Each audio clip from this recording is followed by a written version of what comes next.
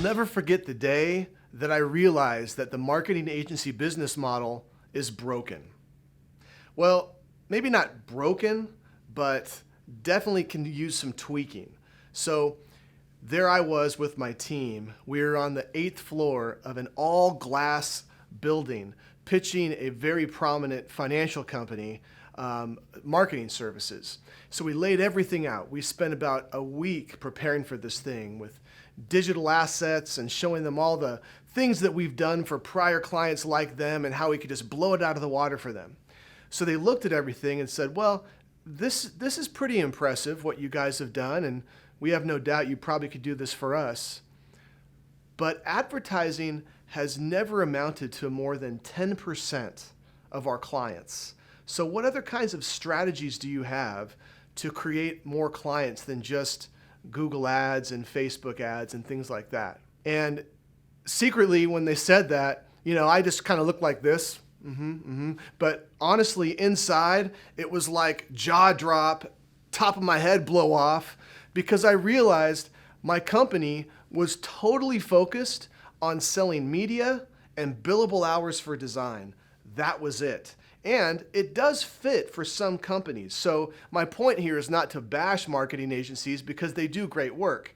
But if that's the kind of work that you need, I found that a lot of companies like this one, the kinds of work they need are things that really like chief marketing officers or CMOs focus on. Like when a CMO is hired by a large company, they don't say, let's spend a ton of money on Google and Facebook. They first look at, well, how are we getting clients right now? And usually it's a handful of relationships that amount for the majority of the clients anyway. So many CEOs go, who are those relationships? And what are similar relationships that aren't producing those kinds of clients? And how can we activate those relationships? And I started to think about that kind of business development approach, or even many companies are spending thousands of dollars on media, but they've never really invested in a referral strategy. In other words, it's so much easier to create a repeat customer versus trying to tell somebody new that you're great and they should use your product or service. And yet, so many companies spend all this money on marketing before they even focus on having a real robust referral strategy.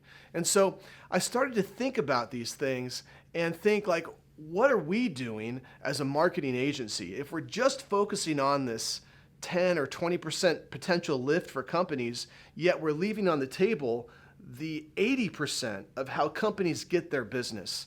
And that was my light bulb moment. And that's when I realized I need to take a look at how we do things and restructure how we help companies get more clients and get more brand awareness.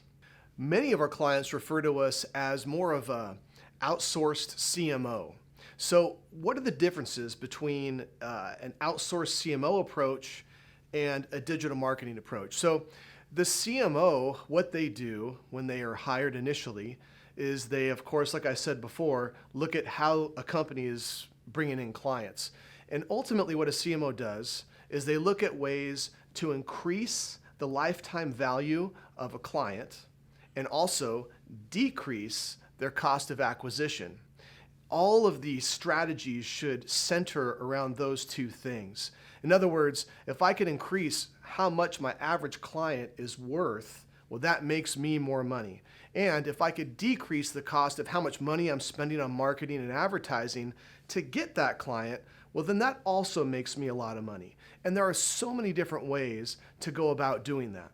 Now, on the other side, marketing agencies, they're hired usually for a very narrow focus. They're often not involved in the top-level strategies that companies have for growth. They're usually called as more of a vendor to help them either get more brand awareness or get more clients. And that's usually through paid media, whether it's digital, traditional, or both, and also billable hours with design. And agencies are great at doing that. So let's talk about some of the pros and cons of working with a marketing agency. What's great about marketing agencies is it means that you don't have to hire more employees. Of course, you could hire one person to try and do SEO, Google AdWords, design, do coding for websites, but I've never met one person that does all those things even well.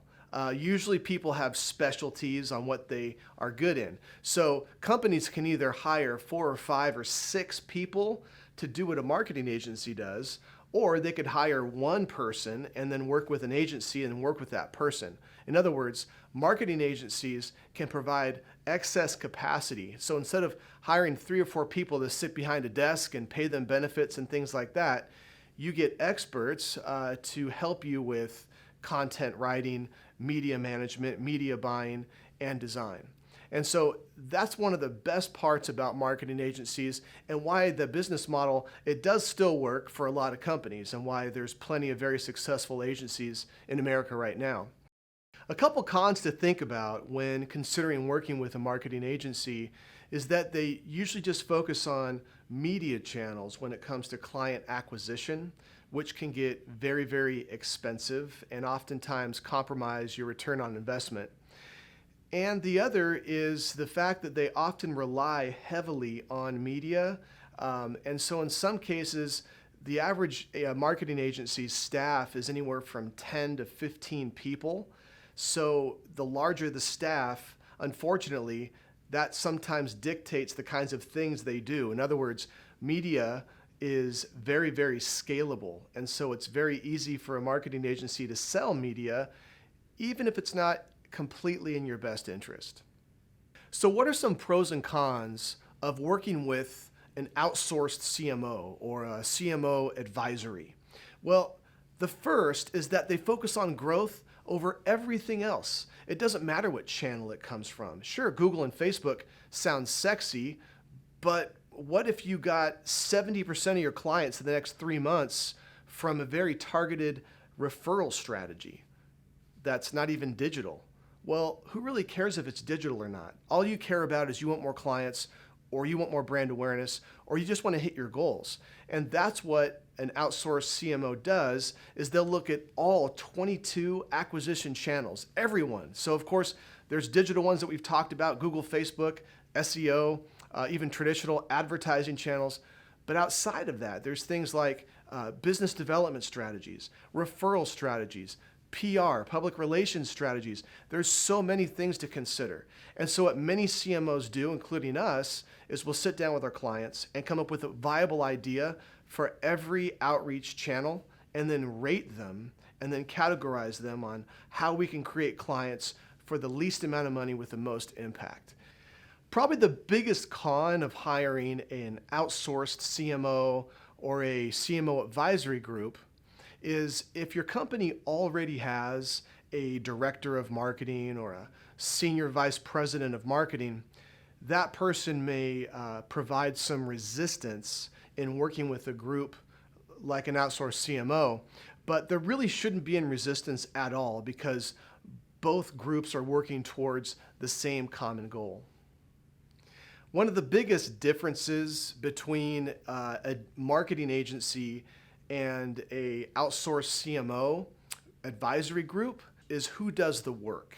And for the marketing agency, this was part of the broken business model to me that I had to really figure out. But typically of a marketing agency, let's say a staff of 20, there's usually a few people, let's say 2 or 3, that provide all of the direction and provide all of the decisions, and then they have their employees that carry out their decisions. Well, those 2 people of that marketing agency, if you ask them, they would love to employ experts in every single part of the marketing strategy. So SEO, they'd love to have somebody on their staff that's been doing SEO for 12 years. Google Ads, they'd love to have somebody that's been doing Google Ads for the last 10 plus years. Facebook ads, all these things, email marketing, they'd love to have seasoned veterans doing all these things. But the problem with the marketing agency business model is if they had these level of experts at every single position, they would not make a profit. And so what marketing agencies do is they'll hire people out of college, and those people will be with them for probably 2 or 3 years, and then they go to some other agency. So What many clients find is they'll be wined and dined by the agency's directors, founders, co-founders, and given a great pitch, and they sign off on it, and then they're given to an account coordinator who's been out of school for a year and a half, who on their own merit couldn't have landed that kind of job.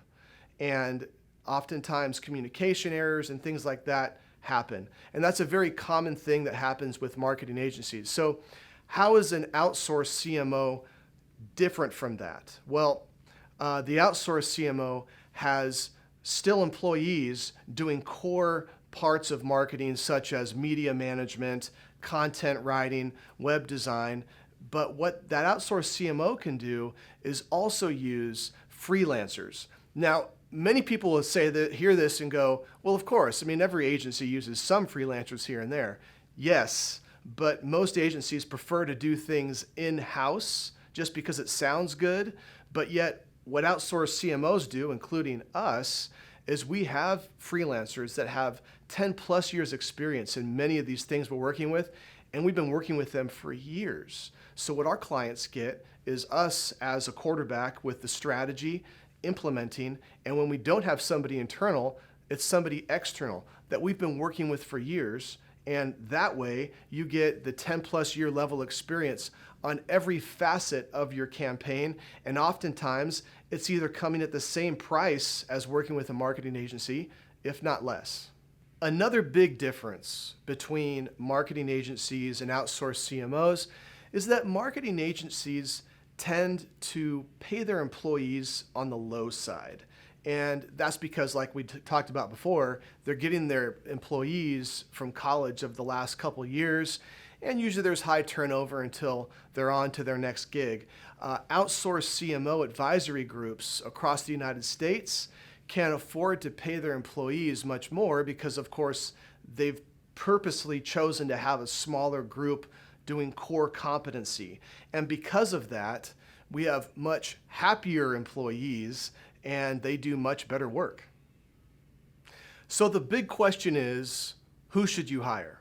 Well, first of all, you've probably never heard of an outsourced CMO or even know that exists. And that being said, marketing agencies are great. If you already have a marketing strategy in place and you have various components firing away, and part of the things you need are advertising, you need design, you need some SEO, very specific things, then a marketing agency would be a great choice to carry those things out. But if your company doesn't really have a specific marketing strategy and you're not really focused on your past clients and current clients and trying to get them to buy more from you, and you're not really looking at the kinds of relationships that are bringing current business in and ways of getting more of those relationships, it might make sense to first start with an outsourced CMO who not only can look at those things and come up with strategies that involve Google AdWords and Facebook ads and SEO and all those things, but if you lack that strategy, if you lack that kind of process, the CMO might be a better bet for you. Either way you go, you're in the right place because you're on our website.